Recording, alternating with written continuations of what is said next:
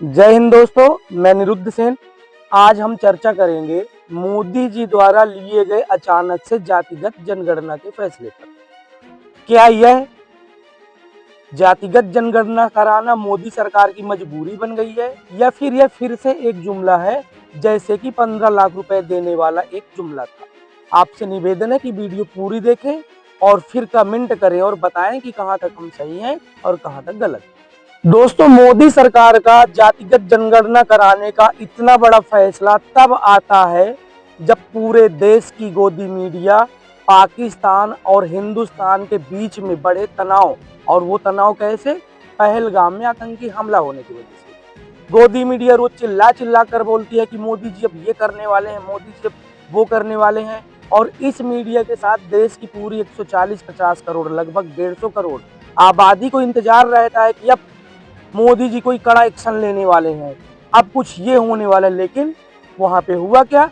मोदी सरकार का फैसला आता है कि हम अब जातिगत जनगणना कराएंगे। इसलिए यह बात संदेह पैदा करती है कि आखिर ऐसा क्यों हो रहा है, क्योंकि ये मुद्दा तो वास्तव में विपक्ष का है। अचानक से इसको रूलिंग पार्टी है कि वो पार्टी जो इसका लगातार सदियों से, दशकों से विरोध करती चली आ रही हो, वो अचानक सवेरे बोल दे कि मुझे मतलब जातिगत जनगणना कराना है। तो फिर ये तो फिर यह बात तो वैसी बात हो जाती है जैसे अलादीन के चिराग के अंदर रहने वाले जिंद से काम करा लेने जैसा। लेकिन फिर भी हम चर्चा में आगे बढ़े। सवाल तो उठता है दोस्तों कि यह जातिगत जनगणना कराने का जो मोदी सरकार का फैसला आया है, ये क्या वास्तव में सही है या कि फिर ये वैसा ही जुमला है जैसे 2014 के बाद मोदी जी ने कहा था कि समस्त देशवासियों के खाते में सरकार 15-15 लाख रुपए देगी। लेकिन जब कुछ वास्तविक मीडिया वाले उनसे ये सवाल किए कि ये क्या था, तो उन्होंने बताया कि जुमला था।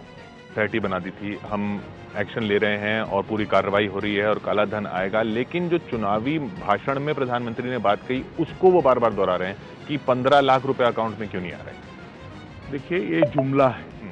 किसी के अकाउंट में 15 लाख रुपया कभी नहीं जाता, वो उनको भी मालूम है और आपको भी मालूम है और देश की जनता को भी मालूम है। तो क्या ये जुमला ही है या फिर ये उस महिला आरक्षण के कानून जैसा है जो कानून तो बना और उसे लागू करने के लिए आज दिनांक तक कोई समय सीमा नियत नहीं की गई। इसलिए वहीं पर यह बात कहना कहीं से भी गलत नहीं है कि क्या पता मोदी जी ने विपक्ष का मुद्दा तो नहीं छीन लिया और पहली बार में ही विपक्ष को क्लीन बोल्ड कर दिया, और क्लीन बोल्ड करने के बाद खुद ही एम्पारिक करके आउट करार दे दिए हो।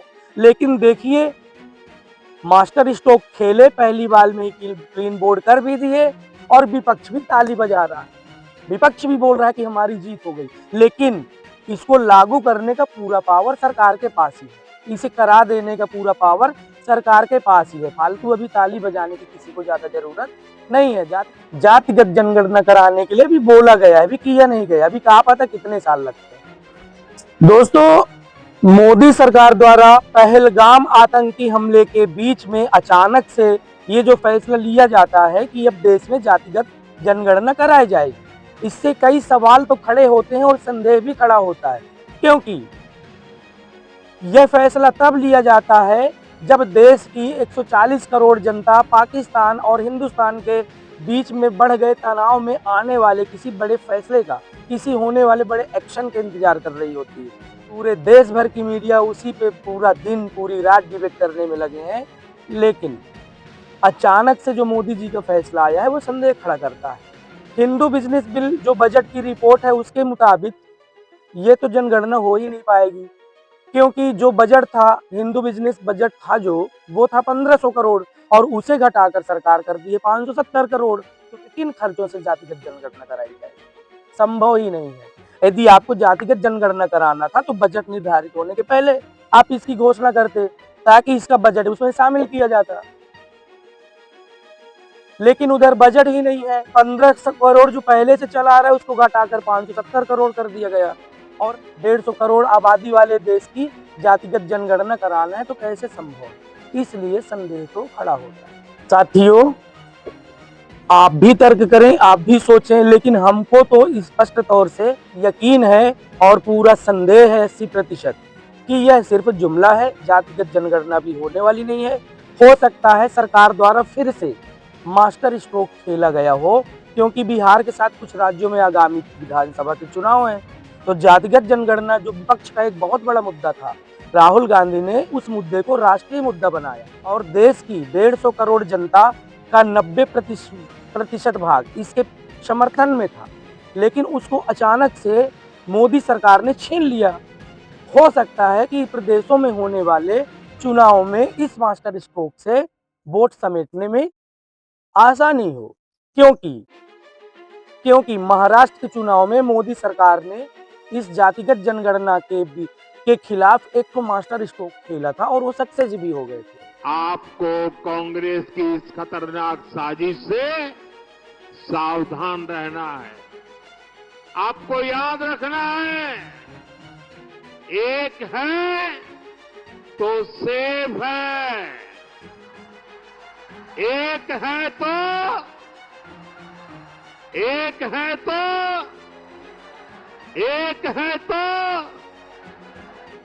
क्योंकि महाराष्ट्र चुनाव में मोदी सरकार ने इस जातिगत जनगणना के विरोध में एक मास्टर स्ट्रोक खेला और एक ही बाल में 6।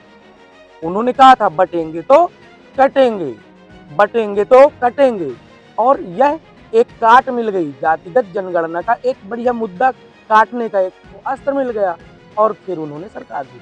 अब तो इनके पास कोई मुद्दा है नहीं, पाकिस्तान के विरोध में कुछ करना भी नहीं है, कहीं पाकिस्तान परमाणु बम ना मार दे, इसलिए इस मैटर को वहीं पे छोड़ दो और सबसे बड़ा जो मुद्दा है देश में वो है जातिगत जनगणना, उसको उठा लो और बोल दो कि हम करवाएंगे।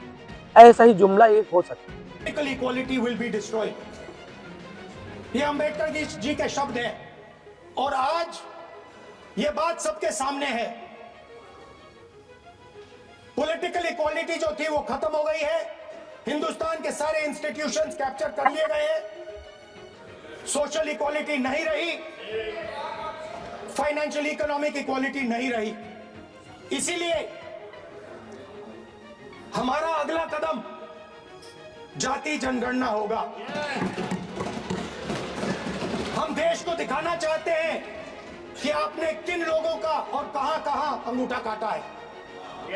हम दलितों को, आदिवासियों को, पिछड़ों को, किसानों को, मजदूरों को दिखाना चाहते हैं कि आपने किस किस का अंगूठा काटा है। इसलिए जो मैंने वायदा किया था, इसी हाउस में यहां हम कास्ट सेंसस लागू करेंगे और उसके बाद हिंदुस्तान में एक नए तरीके का विकास होगा, एक नई तरीके की राजनीति होगी। हमने कहा था ना दोस्तों कि यह मुद्दा वास्तव में मोदी सरकार का तो है ही नहीं। जातिगत जनगणना कराना मुद्दा विपक्ष का है, ये तेजस्वी यादव का मुद्दा है, मुलायम सिंह यादव का मुद्दा है, राहुल गांधी का मुद्दा है। तो उन्होंने बिहार के साथ कुछ राज्यों में जनगणना कराकर उसको प्रभावशील भी कर दिया है। बीजेपी का तो वास्तव में ये मुद्दा है ही नहीं। बीजेपी तो खुद इस जातिगत जनगणना के विरोध, देश को होने वाले नुकसान आए दिन गिनाती आई है कि जातिगत जनगणना होगी तो देश की जो एकता, अखंडता है वो नष्ट हो जाएगी, देश में बैर मनुष्यता हो जाएगी, भाईचारा खत्म हो जाएगा, लोग जातियों में बट जाएंगे। अभी हम एक हैं तो सेफ हैं, ऐसे कई नारे लगाए गए। एक है तो नेक है, एक है तो सेफ है, और बटे थे तो कटे थे। हमें बटना नहीं है, एकजुट होना है।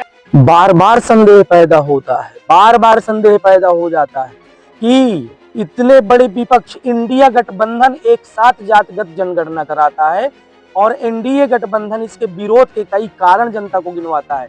यहाँ तक कि सांसद, विधायक, मंत्री और खुद मोदी की जातिगत जनगणना होगी तो देश की अखंडता, प्रभुत्ता, भाईचारे की भावना खत्म हो जाएगी, देश कट जाएगा, बट जाएगा और लोग काटे जाएंगे। लेकिन अचानक से यदि शेर गाजर मूली खाने लग जाए तो उसकी प्रकृति पर तो संदेह बनता है। वैसे सही माने तो हमारा भी ये मानना है और एक 80 से 90% देश की आबादी चाहती है कि देश में जातिगत जनगणना हो और जाति के आधार पर उनकी भागीदारी हो, चाहे वो न्यायपालिका में हो, चाहे राज्यपालिका में हो, चाहे राजनीति में हो, चाहे प्रशासनिक पदों में हो। तभी देश का सर्वांगीण विकास होगा, सभी समुदायों का विकास होगा और देश में एक अलग क्रांति जगेगी, देश की राजनीति में एक चार चांद लगेंगे। सकता भी होगा, लेकिन उसके पहले संभव नहीं है। अतः आपसे निवेदन है कि आपको वीडियो अच्छी लगी हो, चैनल में आप नए हो तो हमारे वीडियो को लाइक करें, शेयर करें, साथ ही सब्सक्राइब कर लें चैनल को और बेल आइकॉन का बटन दबा लें, जिससे हमारे वीडियो की हर नई अपडेट आपको मिलती रहे। इसी के साथ नमस्कार, जय हिंद, फिर मिलते हैं।